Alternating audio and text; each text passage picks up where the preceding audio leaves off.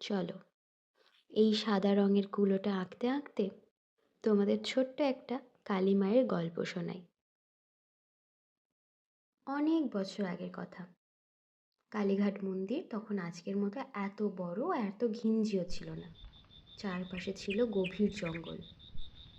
জনশ্রুতিতে আছে, একবার এক দরিদ্র শাঁখারি বনের মধ্য দিয়ে যাচ্ছিলেন।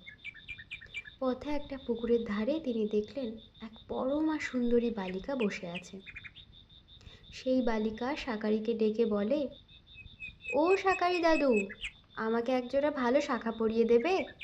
আমার খুব শখ হয়েছে। শাঁখারি অবাক হয়ে ভাবলেন, এই গভীর জঙ্গলে একা একটা ছোট্ট মেয়ে কি করছে। তবুও তার মায়াবী ডাকে তিনি তাকে একজোড়া সুন্দর শাঁখা পরিয়ে দিলেন।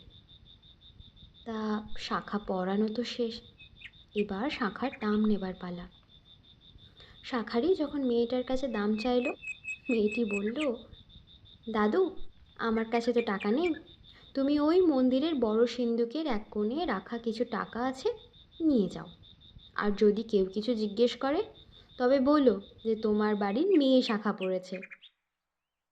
শাঁখারি কিছুটা দ্বিধা নিয়ে মন্দিরে গেলেন, পুরোহিতকে সব কথা বললেন।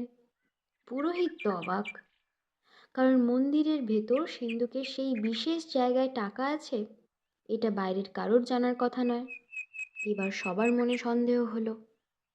শাঁখারি সবাইকে নিয়ে সেই পুকুরের ধারে গেলেন যেখানে সে মেয়েটিকে দেখেছিলেন, কিন্তু সেখানে কেউ কোথাও নেই। শাঁখারি তখন কাঁদতে কাঁদতে ডাকতে লাগলেন, মা, মা, তুমি যদি সত্যি আমায় দেখা না দাও তবে লোকেরা আমাকে চোর ভাববে। আর হঠাৎ করেই সেই সময় সেই পুকুরের জল থেকে দুটি সোনার মতন উজ্জ্বল হাত ওপরে উঠে এলো। আর সেই হাতেই শাঁখারির দেওয়া সেই শাঁখা জোড়া চকচক করছে। উপস্থিত সবাই বুঝতে পারলেন, স্বয়ং মা কালী এক বালিকা বেশে এসে শাঁখা পড়ে গিয়েছেন। গল্প তো শেষ, এবার তোমরা জানাও, এই সাদা রঙের কুলোটা কেমন লাগলো তোমাদের? কমেন্টে জানিও, অপেক্ষায় থাকবো।